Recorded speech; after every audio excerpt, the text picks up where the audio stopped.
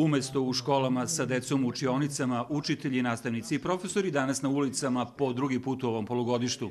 U Kraljevu nekoliko stotina prosvetnih radnika protestovalo je ispred gradske kuće.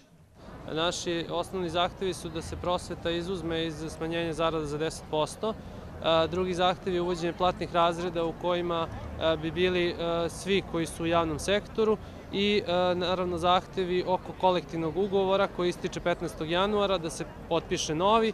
Štrajkom i protestima prosvetni radnici skreću pažnju na važnost i značaj poboljšanja materijalnog položaja, kažu sindikalci. Ovo je jedna radikalizacija potpuno obustava, druga mogućnost radikalizacije je nezaključivanje ocjena i o tome će se najvjerojatnije danas odlučiti. Iz ministarstva podsjećaju da potpuna obustava rada predstavlja kršenje prosvetnih zakona kao i zakona o štrajku, jer su škole u obavezi da obezbede minimum procesa rada, odnosno časova u trajanju od 30 minuta. Od 32 kraljevačke osnovne i srednje škole danas nastave nije bilo u 23. U 5 škola časovi su trajali 30 minuta, a u 4 rade samo nastavnici koji nisu u štrajku. Kraljevo, Ljubiša Alešević, Prva televizija.